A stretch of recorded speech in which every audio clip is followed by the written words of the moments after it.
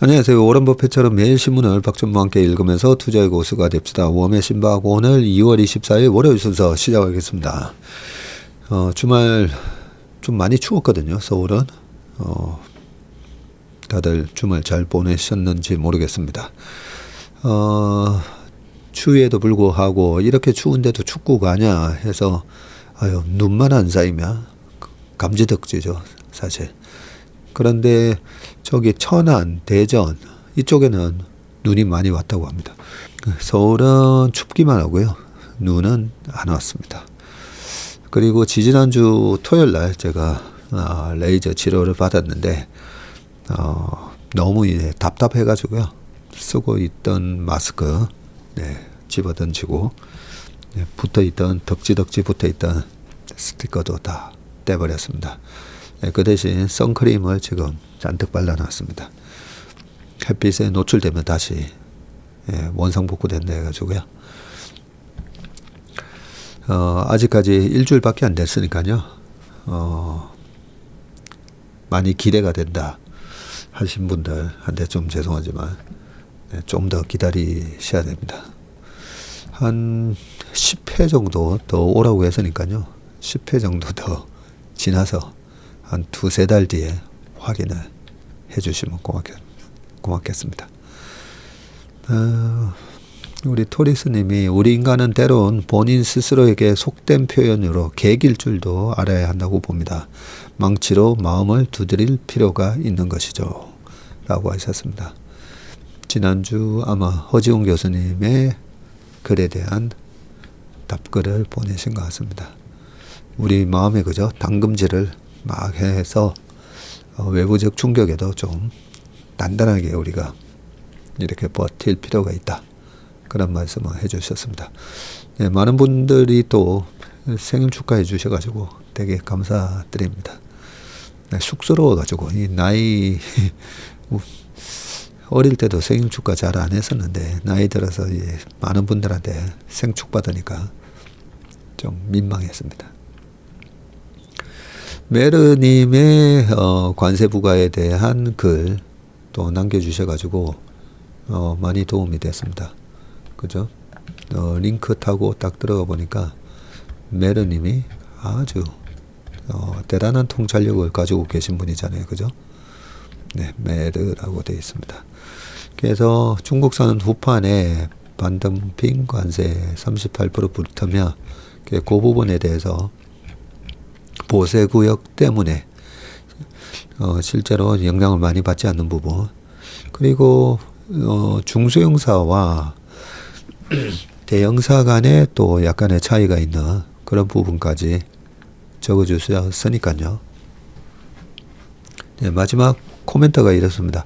중국산 후판에 관세가 붙어도 수출용 선박에는 영향이 없고 국내용 선박에만 1.4% 정도 건조 비용 상승 영향이 있을 것 같다. 조선 3사는 전형적인 수출 산업이라 별 영향이 없다는 말이다. 다만 중국산 후판은 50% 이상 사용하고 후판 가격 비중이 높은 저렴한 국내용 선박들을 상당 비중 건조하는 중소형 조선사들에게는 영향이 있을 수 있다. 네, 이거를 급해서 30분 만에 쓰셨다고 하거든요. 오전에 시간이 얼마 없어서 간단하게 정리를 했는데 30분 만에 정리를 해야 하니 세부 숫자들은 댓글에서 검증해 주길 바란다 라고 하셨는데 참 대단하신 분입니다. 그죠? 자, 그러면 기사로 넘어가 보기 전에 참 그러고 보니까 댓글에 여의도에서 한 20년 사시다가 지금 다른 데 일하시다가 주말에는 여의도 오신다고 하셨던 우리 정근 형님이세요. 역시 제가 딱 계산해 보니까 저보다는 형님이신 것 같은데요. 했더니 토요일 날 제가 축구 끝나고 목욕하고 나서 보통 회사에 와서 쭉 이렇게 일을 하는데 토요일 날 회사로 직접 찾아오셔가지고 생일 선물 주고 가셨습니다. 아유, 다시 한번 감사드립니다. 근데 얼굴을 뵈니까 여의도에서 오고 가면서 뵙던 분이구나 딱 알겠더라고요. 제가 예전에 저 동여의도 있을 때 신송 빌딩에서 계셨다고 해가지고 왔다 갔다 하면서 많이 뵌 것 같습니다. 실제로 제가 예전에는요, 길 다니면서 사람 얼굴 하나하나 다 쳐다보면서 다녔거든요. 하나하나 사람 얼굴을 유심히 다 쳐다보고 다녔다 기억이 나서 딱 보니까 제가 여러 번 뵀던 얼굴이더라고요. 아무튼 토요일까지 오셔가지고 생일 선물까지도 전달해 주시고 정말 감사드립니다. 자, 그러면 기사로 넘어가야죠. 자, 오늘은요, 워런 버핏이 현금을 많이 늘리셨잖아요. 아침에 모닝브리프에서 얘기를 하려니까 좀 길어질 것 같아서 얘기를 많이 못했는데, 요 부분, 되게 중요한 부분이에요. 워런 버핏은 왜 저렇게 현금을 많이 늘리셨을까? 그 부분 뒤에서 좀 말씀을 드리고요. 그리고 글로벌 자동차 기업들 전기차보다 내연차 엑셀 밟는다 라는 기사, 그리고 얼어붙은 미국 소비심리, 트럼프 비즈니스의 허니문 끝나. 미국에 지금 공무원들 많이 자르고 있죠. 거기다가 AI 때문에 화이트 칼라들도 잘리고 있어요. 그래서 우리나라 시장 오늘도 조정받아도 환율이 떨어지고 있거든요. 여러 가지 제가 딱 정황을 보면 미국의 고용지표가 앞으로 한두 달 동안은 좀 안 좋게 나오고, 그런 부분이 반영되면서 미국 시장은 약간 그동안에는 고금리 물가 속에서 미국만 좋았잖아요. 근데 사실 미국만 좋았다기보다는 미국의 M7을 비롯한 몇몇 기업들이 좋았던 건데, 그러면서 미국 시장에 꾸역꾸역 올라갔는데 화이트 칼라 리세션, 그리고 정부 예산 삭감, 도치의 영향 등등으로 앞으로 2, 3개월 동안은 약간 경기도나 모습 나오면서 주식시장에 약간 노이즈가 될 것 같습니다.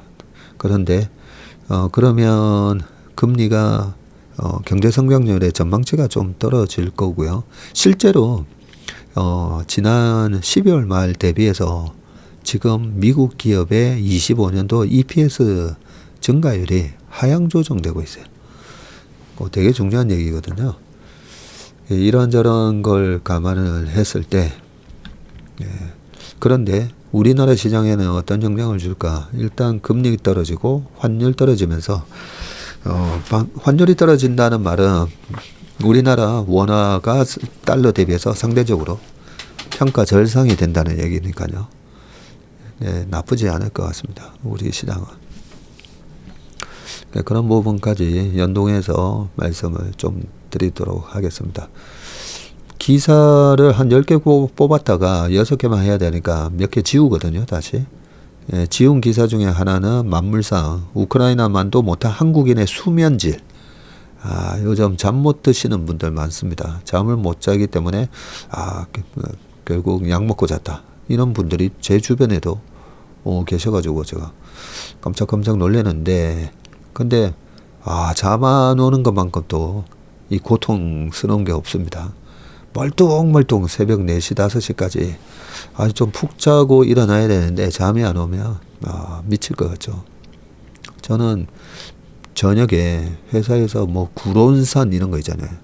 누가 사오셔가지고 구론산 이런 거 10시에 먹으면 그 다음날 새벽 4시, 5시까지 잠이 안 옵니다. 아이스 커피 4시 이후 마시면 안 됩니다. 뭐 그런 거 있고요. 그리고 거침없던 옛 마윈 사라졌네. 예스맨으로 부활. 요 기사도 있었는데 이런 거 다 스킵하고 다른 기사로 추렸습니다. 자, 첫 번째 기사 그러면 보도록 하겠습니다. 자, 러시아 침공 뺀 결의야 미국 유엔에 제출이라고 되어 있고요. 우크라이나 러시아 규탄 결의안 내자 미국 비판 수위 확 낮춘 독자안 뭐 이렇게 되어 있는데, 이 미국의 행보가 되게 중요하죠. 그래서 요 기사를 좀 읽어보겠습니다. 러시아의 우크라이나 전면 침공 3주년을 앞두고, 오늘이네요. 2월 24일이잖아요. 3주년을 앞두고 우크라이나가 러시아를 규탄하는 결의안을 유엔에 내자 미국이 러시아에 대한 비판 수위를 대폭 낮춘 독자 결의안을 또 냈군요.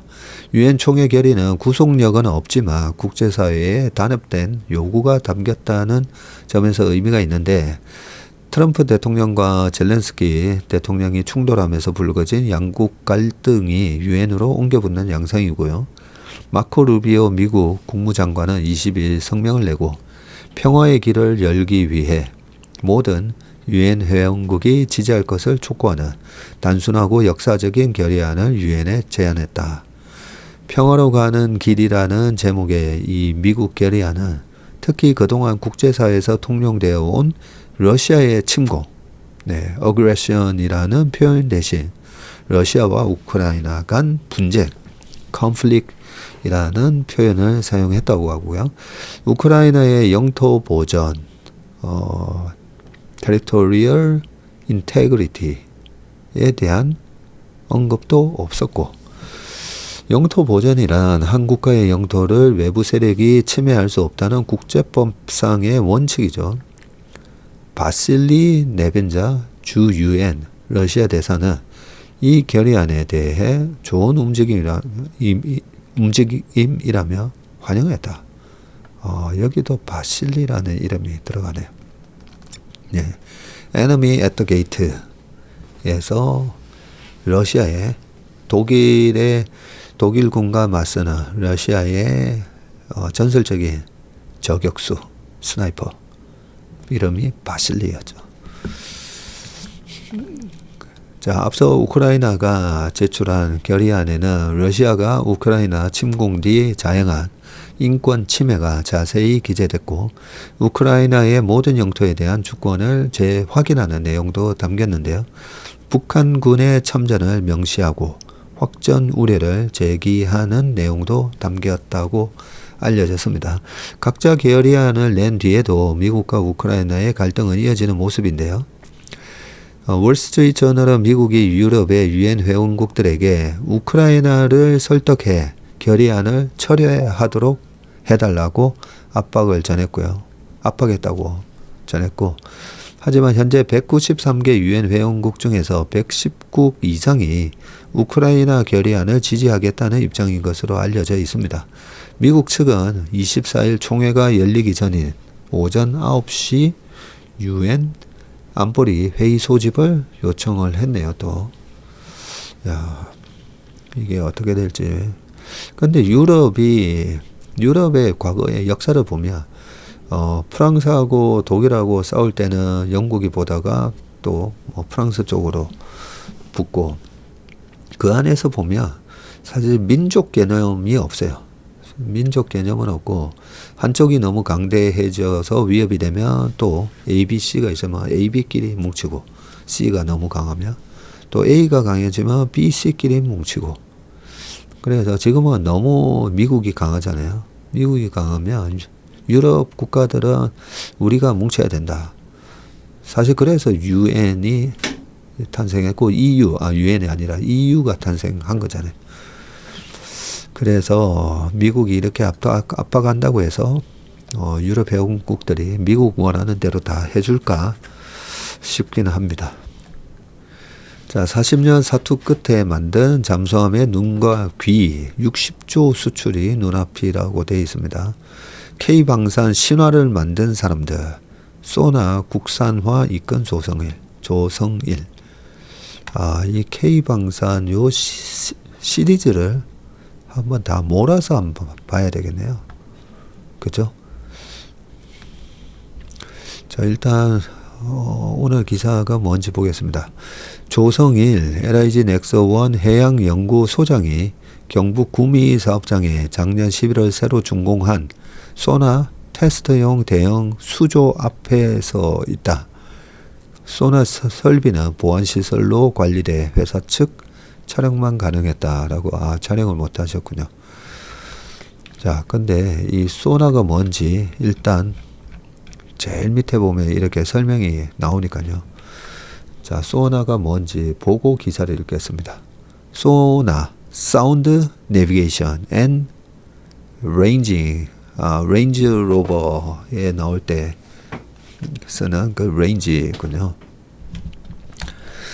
소나는 심에서 음파를 이용해서 수중 물체의 종류, 방위, 거리 등을 알아낼 수 있는 수중 탐지 수단이고요. 어군을 찾는 어선, 예, 물고기 떼 말하는 거죠. 어군. 예, 물고기 떼를 찾는 어선이나 적군의 어뢰를 탐지해야 하는 군함에서 모두 쓰이는데, 음파를 쏘아 보내 표적에 맞고 반사된 반향음을 탐지하거나 표적이 스스로 내는 소음을 탐지해서 상대를 구별하는 원리이고요. 특히 수백 미터 심해 작전을 펼치는 잠수함의 눈과 귀 역할을 하는 필수 장비로 잠수함 개발 선진국은 소나 핵심 기술 수출을 제한해 왔다. 2017년 잠수함용 소나 국산화에 성공해서 한국형 잠수함 수출길이 열렸었군요. 네, 설명을 듣고 나니까 요 그림이 좀 이해가 된다, 그죠? 저기 심해에 들어가면 깜깜해서 아무것도 안 보일 거 아닙니까? 그럴 때 뭐 라이터를 앞에 켠다고 해서 다 보이지는 않을 거니까 저럴 때 소나를 쏘아서 잠수에는 눈과 귀 역할을 한다는 거네요. 자, 작년 12월 10일 LIG 넥스원에서 만난 이 조성일 연구소장은 잔뜩 기대감에 찬 얼굴로 진정한 의미의 잠수함 수출이 조만간 이루어질 것이라고 했고요. 전자공학, 초음파공학을 전공한 그는 K방산계가 40여 년 걸려서 해낸 소나 국산화의 주역 중 일원이다. 국산화가 불가능할 것이라는 차가운 눈초리에도 잠수함용 소나 개발이란 한 우물파기에 인생을 거셨군요. 11월 21일 조 소장에게도 잠수함 업계에도 큰 호재인 소식이 전해졌기 때문인데, 캐나다 현지의 언론 더 힐 타임스는 캐나다의 신형 잠수함 12척 도입 입찰에 일본이 참여하지 않을 것이라고 보도했고요. 프랑스, 독일, 스페인 등이 경쟁한 최대 60조 원 규모 캐나다 잠수함 도입 사업에서 한일 양국이 앞섰다는 평가였는데, 이 2파전에서 일본이 빠진다는 소식이었습니다. 이 중요한 부분이다, 그죠? 일본이 왜 빠졌을까 부분인데, 한번 볼게요. 심해에서 음파 분석만으로 표적을 탐지 추적하고 위치를 파악하는 소나는 특히 칠흑같이 어두운 심해에서 작전을 펼치는 잠수함의 눈과귀로 불리는데, 미국, 독일 등 주요국만 보유한 소나 기술이 없다면 잠수함 수출도 불가능하고요. 조 소장은 소나 테스트를 위해 연구원도 잠수함에 승선해서 심해로 내려가면 거대한 잠수함이 찌그러지는 것 같은 깡깡 소리가 무섭게 들린다고 합니다. 야, 수심 400m에서 공포를 이겨내며 연구에 매진한 결과라고 했다. 야, 그 수압 때문에, 그죠? 저는 소리가 날 건데, 용접이나 이런 게 잘못돼가지고 정말 그게 터지며, 끔찍하다, 그죠? 이 수압 때문에 저런 깡깡 소리가 나면 저 거의 목숨 걸고 하는 거다, 그죠? 조 소장은 한국형 소나의 산정인으로 꼽히는데 1994년 대우통신에 입사하며 방산 연구에 뛰어들었고요. 동문 대부분이 의료용 소음파 개발 업체에 취직하던 시절이었는데, 당시 한국의 소나 기술력은 맨땅이나 마찬가지였고, 처음에는 해외 장비를 역설계하는 방식으로 국산화를 시도했는데, 그때마다 해외 기업이 주요 부품 수출을 끊는 방식으로 방해를 했다고 합니다. 심해에서 최장 수십 킬로미터 떨어진 곳에서 나는 미세한 신호를 분석해서 물체의 종류, 이동 방향, 속력까지 분석해야 하는 소나는 고성능 센서와 복잡한 신호 처리 기술이 필수이고 이 때문에 국산화 가능성에 대한 의심도 끊임없이 이어졌는데 내부에서는 무모한 도전 아니냐는 말이 나왔고 해외 경쟁사들은 그 틈을 노려 군을 상대로 제품 가격을 낮춰줄 테니 국산화 시도를 중단하라고 압박하는 일도 비일비재했다고 합니다. 소나 연구개발은 앞서 잠수함이 도입된 1980년대부터 시작됐지만 자체 축적된 기술력이 워낙 빈약해서 걸음마 단계를 쉽게 벗어나지 못한 채 상당 기간을 보냈고요. 그러던 국내 소나 기술의 변곡점으로 조 소장은 2009년을 꼽았는데 당시 해군은 3,000톤급 잠수함 장보고 3 건조를 추진하면서 소나 국산화를 결정했지만 내부에서도 우려가 컸다. 조 소장은 처음에는 이전 방식대로 독일제 소나를 수입하자는 의견도 있었다고 했는데 서로 너무 다른 바다나 마찬가지인 동해, 서해, 남해 모두 최적의 성능을 낼 수 있는 소나 개발도 어려웠고 조 소장은 다양한 해역에서 최적 성능을 발휘할 수 있도록 수천 번 알고리즘을 조정해 소나 탐지 성능과 정확도를 극대화하는 연구를 지속했다고 했습니다. 2020년 도산 안창호급 잠수함에 국산 소나 체계를 탑재하며 전력화했고요. 현재 소나 체계 전체의 국산화율은 약 80% 이상이라고 합니다. 잠수함 건조와 수리를 맡은 조선소와 협력 회의만 1,500회 넘게 하면서 잠수함이 요구하는 성능, 기술을 모두 반영하려 노력했다. 연구진은 연간 1,000시간 이상 실험을 수행하며 완벽한 소나 체계를 구현하기 위해 매진했고 이제 그 결실이 수출로 이어질 것으로 믿는다고 했습니다. 네, 우리 사회의 숨은 애국자님이시다, 그죠? 네, 그 다음 기사 보겠습니다. 독일 우회전 깜빡이 켰다. 반난민 친원전으로 유턴할 듯. 네, 지금 전 세계가 약간 요 우회전 깜빡이 미국도 그렇죠. 네, 이런 것도 하나의 유행을 타나 봐요. 내용을 한번 보겠습니다. 누구죠, 근데? 이분들이 독일의 차기 총리가 유력한 프레드리히 메르츠 독일 기민당 대표 가운데 이 땀 닦고 계신 분이군요. 22일 독일 미넨의 한 맥주집에서 열린 유세에서 머리에 땀을 닦는 모습. 유럽 최대 경제대국인 독일의 차기 정부를 구성할 선거가 23일 실시됐다. 어제 실시됐군요. 일요일날. 자, 유럽 최대 경제대국인 독일의 차기 정부를 구성할 연방의회 선거가 23일 실시됐고요. 트럼프 2기 출범 후 자유진영 주요 국가에서 치른 첫 선거인데 선거 결과에 따라 향후 유럽의 대미국 러시아 관계는 물론 에너지 이민자 정책 등도 중대 변화를 맞을 수 있다는 전망이 나오고 있습니다. 독일 주요 정당 및 연립정부 구성 시나리오인데 기민당과 기독사회당 연합으로 상징색은 흑색이라고 합니다. 네, 총리 후보가 아까 이분 같은 인물이 같은 분이시군요. 그나마 안경 벗으시니까 좀 더 젊어 보이시네. 네. 성향 및 노선은 중도 우파, 경제성장과 친기업 중시라고 되어 있고요.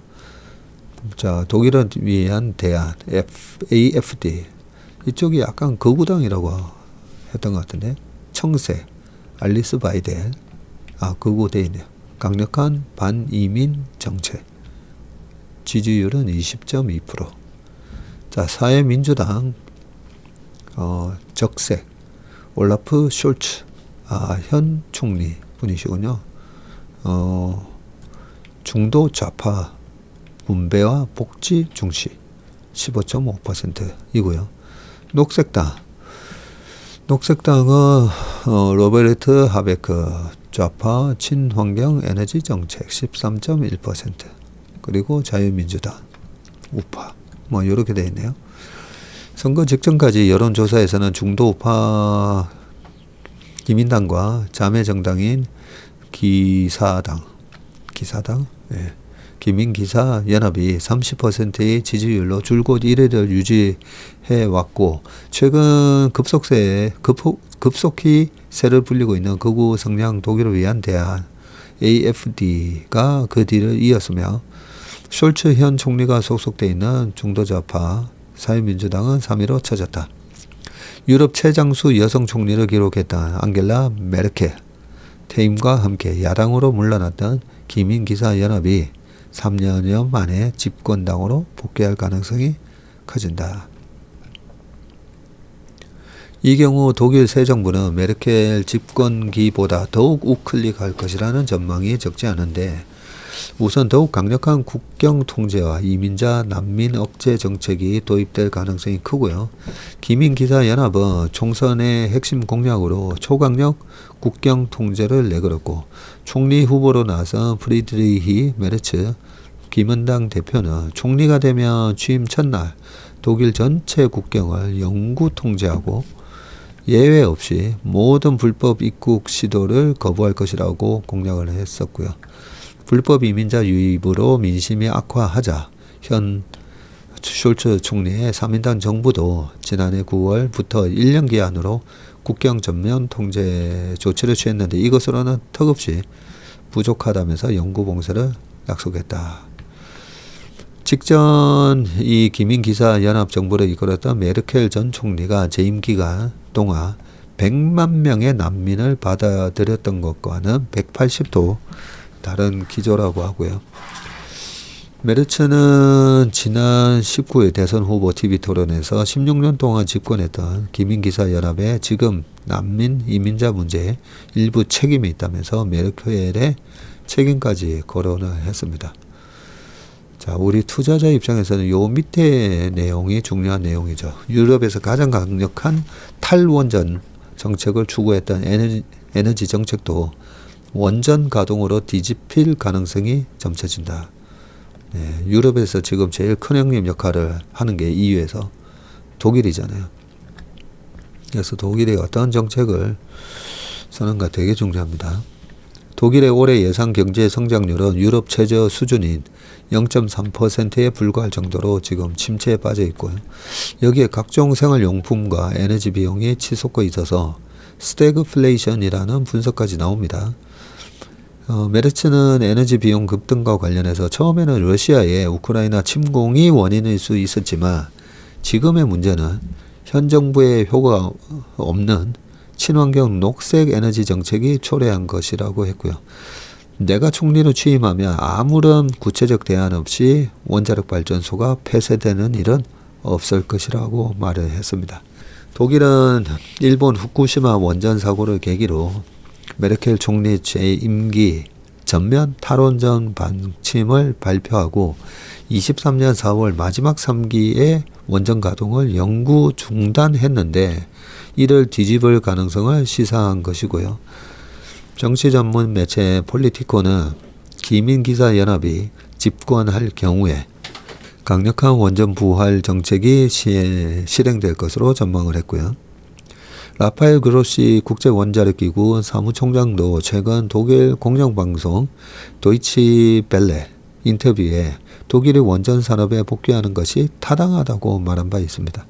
이 밖에도 기민기사연합 집권 시 법인세, 부가가치세 인하 등 침체된 경제를 살리기 위한 시장 친화적 정책이 대거 도입될 전망이고, 21년 12월 집권한 3인당의 숄츠 총리는 이민자 유입으로 인한 치안 위기와 유럽의 병자라는 조롱을 들을 정도로 악화된 경기 침체 등에 제대로 대응하지 못한다는 비판에 시달렸고요. 급기야 지난해 11월 연합정부를 구성하던 우파 정당 자유민주당이 이탈하면서 연정이 붕괴된 데 이어 승부수로 던졌던 의회 신임 투표까지 부결되면서 사면초가 상황이 됐다. 3인당은 집권당임에도 불구하고 극우 성향 정당인 독일을 위한 대안에까지 지지율에서 밀리고 있습니다.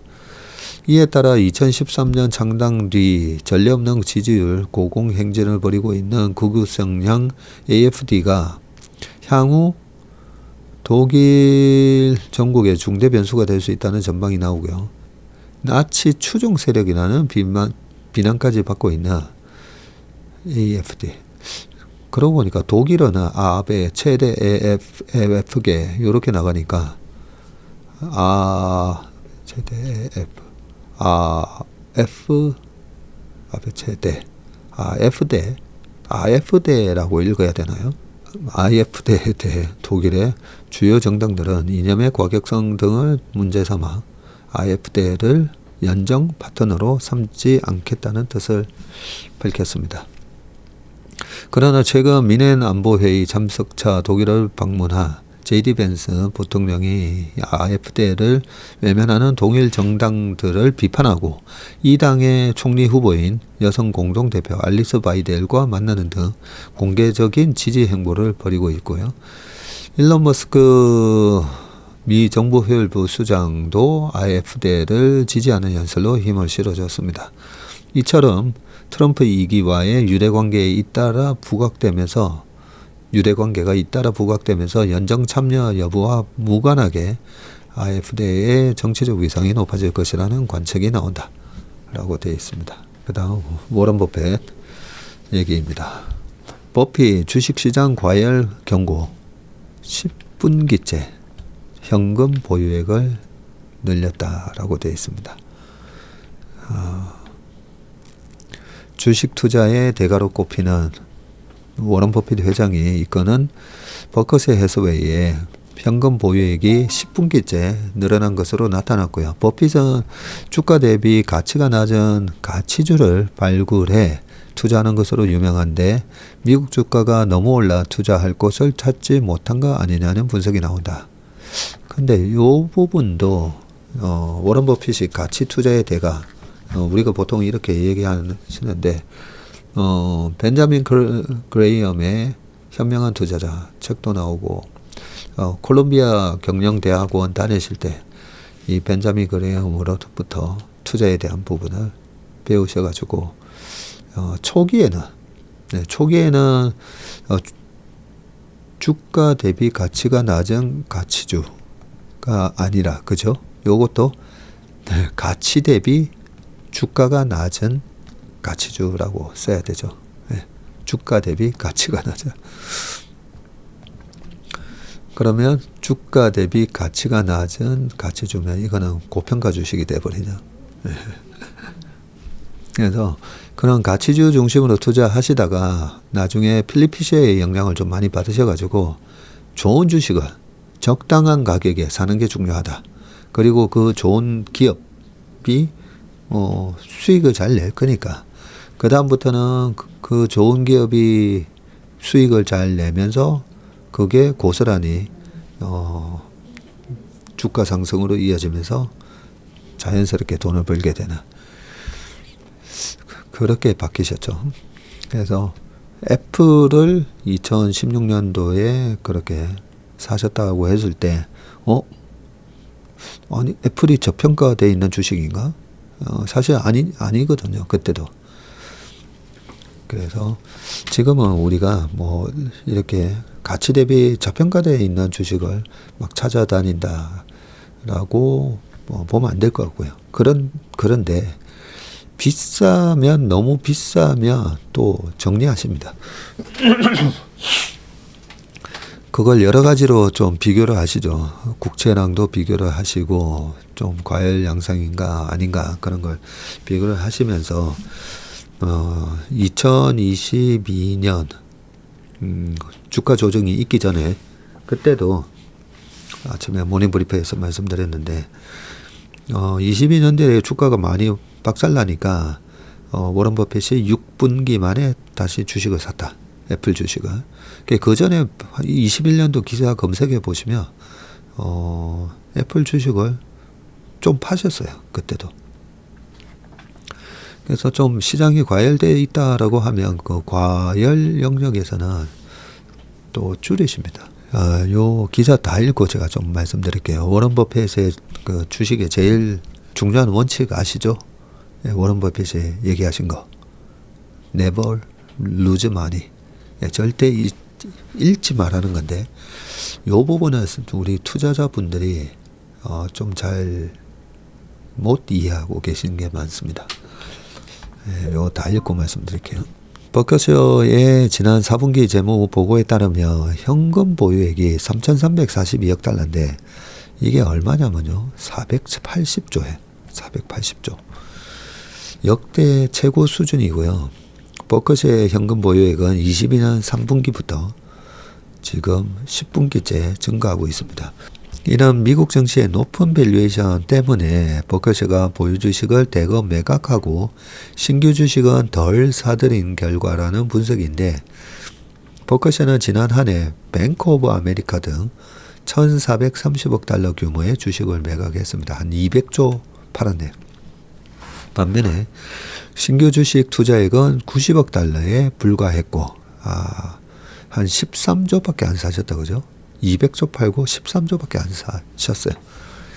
이에 버크셔의 현금 보유 확대는 주식시장의 과열 신호로 읽힐 가능성이 있습니다. 하지만 버핏은 이날 주주 연례 서한에서 회사 자금 대부분이 여전히 상장 비상장 주식에 투자돼 있고 이 방침은 변하지 않을 것이라면서 현금성 자산을 우량기업의 소유보다 선호하는 일은 없을 것이라고 했습니다. 그러나 버핏은 현금 보유액을 왜 늘리는지 구체적으로 설명하지 않았습니다. 네. 자, 워런 버핏이 현금을 늘린 이유는 딱 하나죠. 마음에 드는 주식이 없어서. 지금 이 가격에 사고 싶은 주식이 없어서. 이게 더 정확한 얘기일 겁니다. 마음에 드는 기업들은 좀 있으실 건데, 이 가격에, 이 가치에, 이 시총이죠. 이 시총에 사기는 적당하지 않다라고 생각하고 기다리시는 거죠. 근데 언제까지 뭘 기다리느냐? 한가운데 직구가 들어오길 기다리는 거죠. 그래서 버핏이 그런 얘기를 합니다. 야구에서는 한가운데 스트라이크를 3번 다 안 치면 삼진아웃이 되지만 주식시장은 10번이든 20번이든 안 쳐도 된다고. 그래서 기다리는 게 중요한데 왜 안 치실까요? 왜 안 치냐면 이럴까봐 방망이나 안 휘두르시는 거다고 보시면 됩니다. 그 정도로 신중하게 투자하신다는 거예요. 우리가 주식 투자를 할 때 워런 버핏처럼 신중하게 투자하셔야 됩니다. 그러면 그 신중함이 뭐죠? 크게 두 가지죠. 버핏께서 말씀하신 것처럼 내가 투자하는 기업의 그 산업 내에서 경쟁 우위, 그죠? 그 경쟁 우위를 파악해서 그 기업에 대한 밸류에이션이 지금 시장이 주는 이 밸류에이션이 적당한 가격인가? 적당하면 사도 돼요. 근데 적당하지 않고 비싸면 안 사십니다. 근데 왜 안 사시냐면 워런 버핏이 그렇게 말씀하셨잖아요. 내가 산 주식이 언제든지 50% 떨어질 수 있다라는 걸 인정하지 못하면 주식 투자하지 말라고. 그 50% 떨어지는 게 예측 불가한 어떤 외생적 변수, 회색 불수가 됐다, 블랙스완이 됐다, 그런 이유로 주가가 빠질 때입니다. 그런 거는 예측을 못한다는 거죠.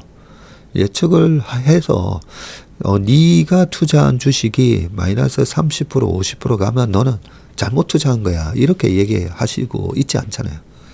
네, 네가 투자하고서도 적당한 가격에 투자했다라고 생각하는데도 50% 빠질 수 있다라고 생각을 하시는 거죠. 그런데 적당한 가격이 아니라 아주 비싼 가격에 투자를 하면 80% 손실 날 수가 있어요. 80%. 에이, 설마 그렇게 생각하시는 분들은 2022년도에 70% 이상 손실난 빅테크 기업들이 꽤 많았습니다. 그죠? 팡 기업들, 넷플릭스, 그리고 엔비디아, 네, 다 70% 이상 손실이 났습니다. 네, 그래서 워런 버핏은 읽지 않는 게 정말 중요한데 왜 또 읽지 않는 게 중요하냐면 복리의 마법이 깨져서 그래요. 복리의 마법이. 열심히 내가 15%씩 연수익률, 저희가 연 15%를 목표로 한다고 말씀드렸지 않습니까? 그죠? 그러면 3억이 딱 5년 뒤 지나면 6억이 되고 6억이 또 5년 지나면 12억이 되고 또 5년 지나면 24억이 되고 그래서 딱 15년 봤을 때 내 3억이 24억이 되면 그러면 노후 다 해결되는 거잖아요. 그런데 여기서 중요한 거는 복리의 마법이 깨지면 안 돼요. 그래서 이 좀 하이 리스크 하이 리턴을 노리시는 분들을 보면 하이 리스크 하이 리턴이 아니라 하이 로스가 발생을 했을 때 네, 그 복리의 마법이 다 깨져 버립니다. 마이너스 70% 80% 나버리면 다 깨져 버려요.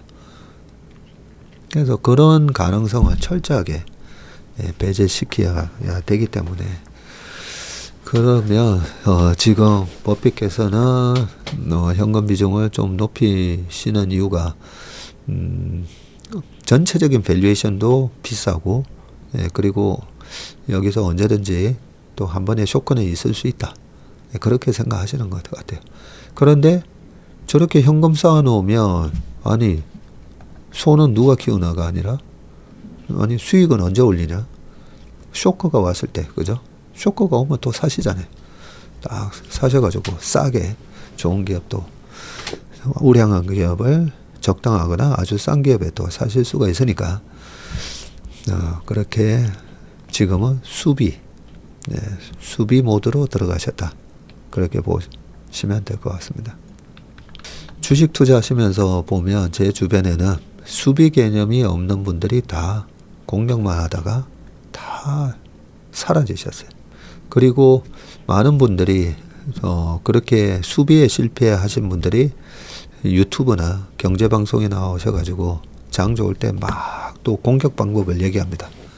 그런 걸 보면 저분들이 얼마나 지금 또 위험한 추천을 하고 있는지 막 그런 게 느껴지거든요. 결국 그분들이 수비를 못해서 돈을 못 버셨는데 어떤 분이 댓글에 그 방송에서 나오는 분들 중에 어떤 분들이 이 업계에서 망해서 나가시는 분들인지 어떻게 좀 알 수 있나요? 라고 하는데 저는 좀 알지만 그걸 갖다가 또 그분들 생업이잖아요. 생업으로 열심히 하시는데 제가 또 뭐 그렇게 말씀을 드리지는 못합니다. 또 예전에는 망하셨지만 지금은 또 잘하실 수도 있으니까요. 자, 그 다음 기사 보겠습니다. 글로벌 차 기업들 전기차보다 내연차 엑셀을 밟는다. 네, 요것도 한번 보겠습니다. 전기차 캐즘 장기화로 전략을 바꿔 전통의 내연차 강자들이 전기차 개발에 몰두하느라 잠시 멈췄던 엔진의 시계를 다시 돌리기 시작했다. 엔진을 비롯해서 내연차에 적용되는 기술을 새로 개발하는 한편 단종하려 했던 내연차 모델에 대해서는 새로 출시를 예고하고 있다. 특히 독일, 일본처럼 과거 내연차로 세계를 호령했지만 전기차 전환기에 중국에 밀린 업체들은 내연차 관련 개발 및 투자를 속속 재개하는 모습이고 세계 최대의 전기차 시장을 BYD처럼 빠르게 성장한 중국 업체들이 장악하면서 다른 나라 자동차 기업들이 설 자리가 크게 줄어든 데다 대부분 주요 시장에서 전기차 캐즘의 장기화로 인한 영향이 심화되고 있어서인데 트럼프 대통령이 집권 이후 내연차에 대한 정책을 강화하겠다는 목소리를 내놓자 전기차로 당분간 수익을 내기 어렵다고 판단한 주요 업체들이 내연차 분야에 뛰어들고 있는 것이다. 독일 벤츠는 지난 21일 작년 실적을 발표하면서 최첨단 내연기관 밴을 만들기 위한 기본 설계 플랫폼을 새롭게 내놓겠다고 발표했고요. 여기 보면 최첨단 내연기관 밴입니다. 당초 벤츠는 내연기관 밴의 플랫폼을 새로 개발하지 않았는데 내년부터 전기차용 플랫폼을 바탕으로 내연차를 출시하겠다는 것이 애초 계획이었습니다. 그러나 최근 전기차 침체 속에 내연차의 중요성이 커지자 계획을 바꾼 거고요. 작년 벤츠는 전기차 이 BEV 판매량은 18만 5천 대로 재작년 대비해서 23%나 급감을 했습니다. 반면에 내연차 판매는 2% 정도만 줄었고요.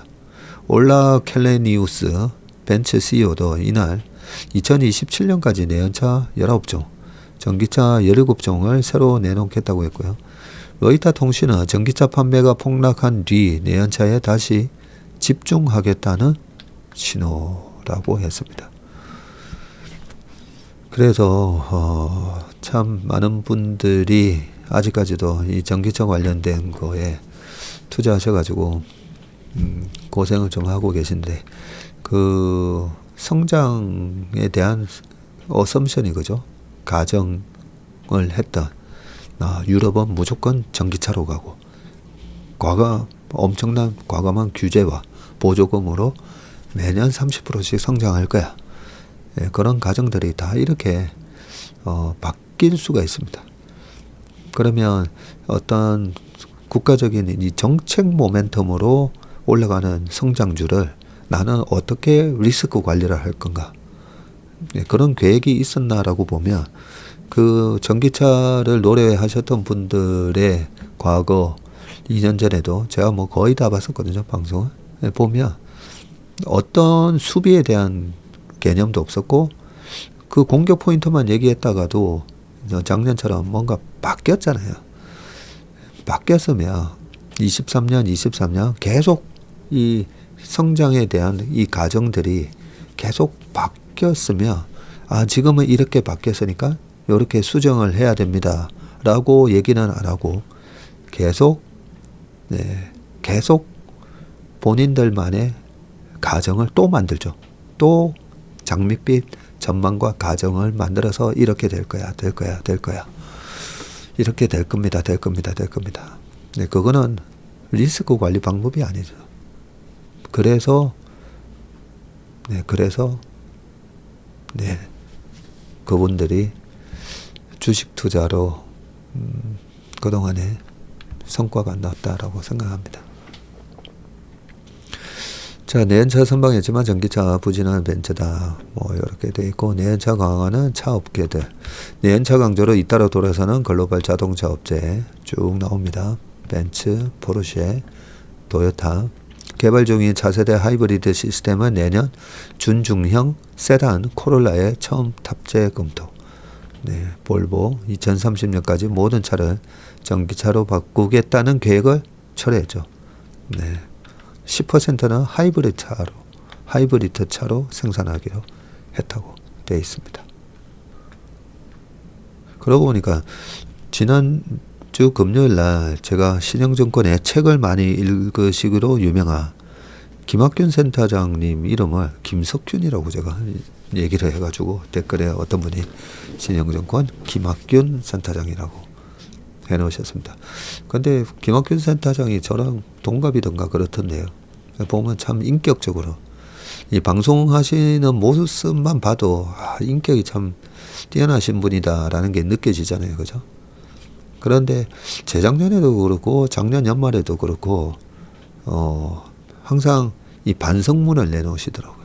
반성문 해가지고 뭘 잘못 봤고 뭘 틀렸는지 정작 반성문 써야 될 사람들은 따로 있는데, 그죠?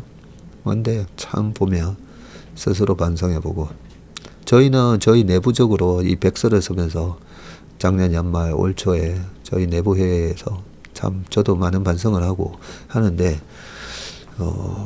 대부분의 이 업계에서 실패한 사람들 보면 다른 사람 남 탓을 많이 합니다.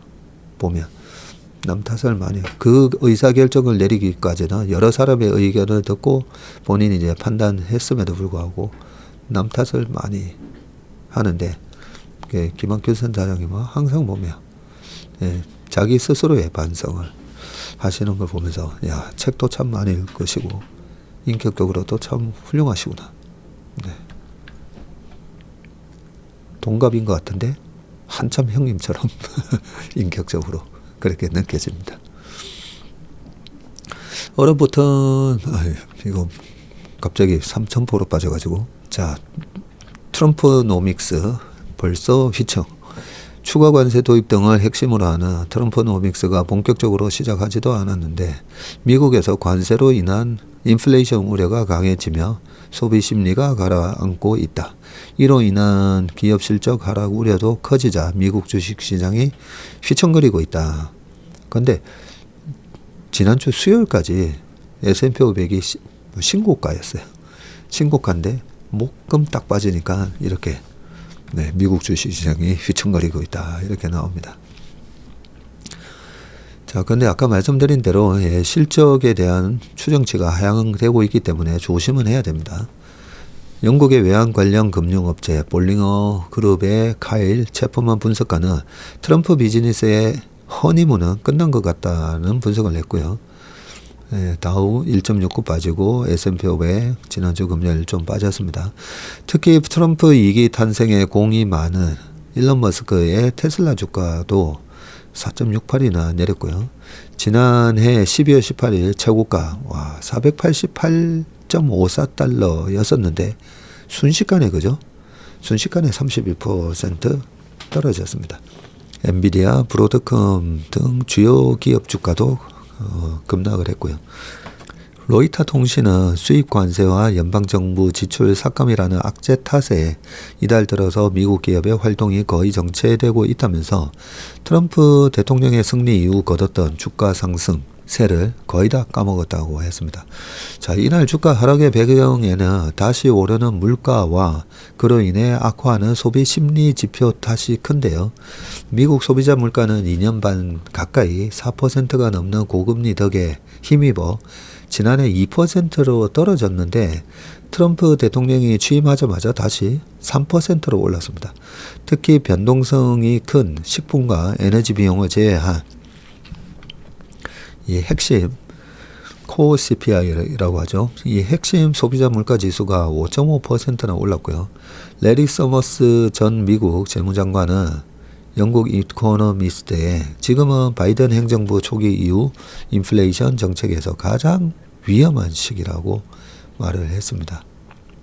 소비자 물가 CPI가 이렇게 쭉 떨어지다가 다시 올랐어요. 3%까지. 자, 더 큰 문제는 소비자들이 앞으로 물가가 크게 오를 것이라고 보기 시작한 점인데 미시간대가 집계하는 지난달 미국의 1년 후 기대 인플레이션이 4.3%로 전월 3.3%보다 1%포인트나 올랐어요. 5년 후 기대 인플레이션도 연간 3.5%로 전월 대비해서 0.3%포인트 이렇게 올랐는데 이게 95년 이후 가장 높은 수준이다라고 되어 있습니다. 1995년. 미국은 95년부터 99년, 2000년 초까지 계속 랠리였었죠. 98년도에 러시아 디폴트 있을 때 그때 나스닥이 2100에서 한 35% 확 급락하거든요. 한 두 달, 석 달 만에. 그때 한번 큰 조정이 있었고 그거 말고는 뭐 꾸역꾸역 올라갔었습니다.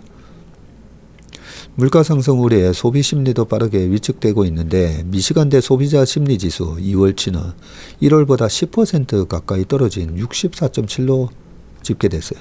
23년 11월 가장 낮은 수치라고 합니다. 이 수치가 100 아래가 되면 향후 소비가 위축될 것을 의미하거든요. 이렇게 빠졌다가 66.4에서 74로 올라가는 듯 했더니 지난 7월보다도 오히려 더 떨어졌네요. 근데 미시간대 소비자 심리지수 과거 한 3, 40년치를 보면 저 100 위에서 놀 때도 많았는데 이상하게도 24년 이 장은 좋았는데 이렇게 계속 떨어졌었어요. 기업들도 경기가 위축될 것이라는 전망을 하고 있는데 ISM 2월 미국 서비스업 구매 관리자 지수 PMI가 49.7로 23년 1월 이후 25개월 만에 처음으로 감소를 했고요. 이 S&P 글로벌 서비스 PMI도 좀 확 빠졌죠. PMI는 기업 심리지수로 50보다 낮으면 경기 수축을 의미합니다.